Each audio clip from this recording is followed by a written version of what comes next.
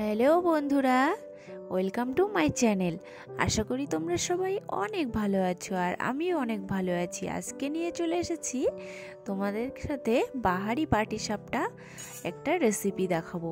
তার জন্য দেখো আমি এখানে প্রথমে চালের গুঁড়ো নিয়ে নিয়েছি 1 কাপ আর অল্প একটু, আর তার সাথে দিয়ে দিয়েছি হাফ কাপের মতো ময়দা, তারপরে দিয়ে দিচ্ছি হাফ কাপের থেকেও কম সুজি, আর দিয়ে দিলাম লবণ।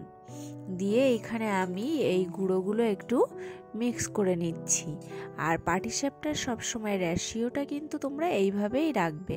আর দেখো এখানে আমি দুধ দিয়ে মিশাচ্ছি, আর দুধটা আমি একটু আঙুল দিয়ে দেখলাম যে গরমটা কেমন আছে। মোটামুটি আঙুলটা ডুবিয়ে রাখতে পারবে সেই রকম যেন গরমটা থাকে। দিয়ে আমি এবারে মাখিয়ে নিচ্ছি। দেখো এখানে আমি ভালো করে মাখিয়ে নিচ্ছি। আমি কিন্তু আরও একটু জল দিয়েছিলাম এখানে। আর জলটা কিন্তু অবশ্যই উষ্ণ গরম জল দেবে।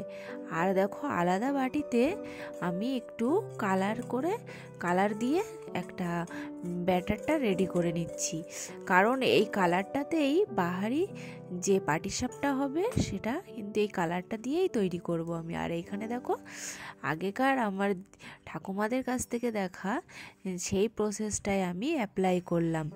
এখানে যে বেগুনের মুখটা হয় সেটা আমি কেটে নিয়েছি বোটার থেকে, আর সেটা দিয়েই আমি কিন্তু তেলটা একটু ব্রাশ করে নিলাম।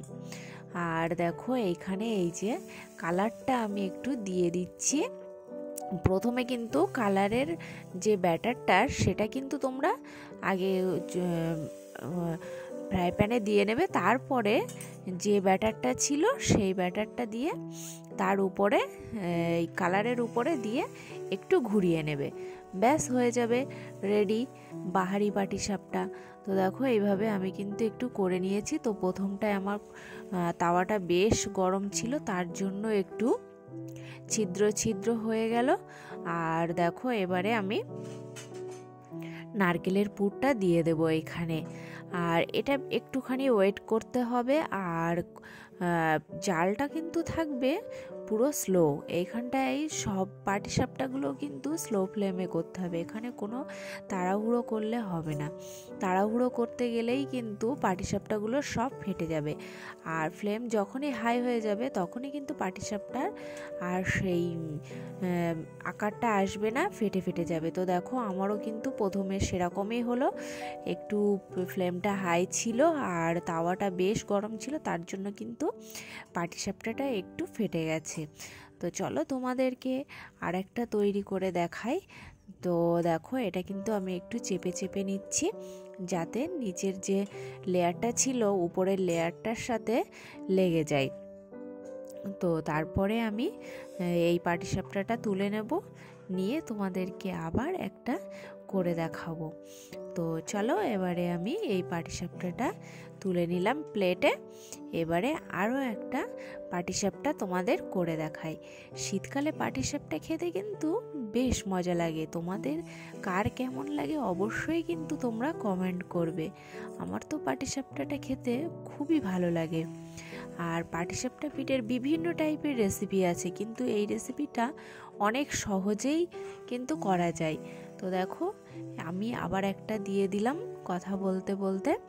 তো এটাও হতে থাকুক, আর আশা করি এটা ভালো হবে।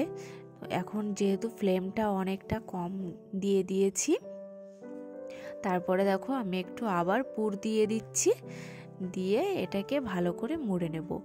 আর পুরটা কিন্তু তোমরা পাটিসাপটার ব্যাটারটা যখন কড়াইতে দিয়ে দেবে তার কিছুক্ষণের মধ্যেই পুরটা দিয়ে দেবে, আর সাথে সাথে রোল করতে শুরু করবে। না হলে উপরে যদি মানে পিঠেটা যদি হয়ে যায়, রেডি হয়ে যায়, তখন কিন্তু আর ওই যে পাটিসাপটাটা আর একটা লেয়ারের সাথে আরেকটা লেয়ার কখনো লাগতে চায় না, এটা ঠিক ছাড়া ছাড়া মতো হয়ে যায়। তারপরে দেখো এখানে আমার আবার একটা পাটিসাপটাও হয়ে গেল। তো দেখো এটাও কিন্তু রেডি হয়ে গেল। তো এইভাবে কিন্তু তোমরা বাহারি পাটিসাপটা করতে পারো। আর এইখানে দেখো আমি আরও একটা তোমাদেরকে করে দেখাচ্ছি। তো এইভাবে করে আমি পাটিসাপটাগুলো রেডি করলাম। তো তোমরাও কিন্তু বাড়িতে অবশ্যই ট্রাই করো, আর কেমন হয় আমাকে কমেন্টে জানিও। আর আমার পিঠেটা কেমন লাগলো, আজকের এই পিঠের রেসিপিটা, তোমরা কিন্তু অবশ্যই জানাবে।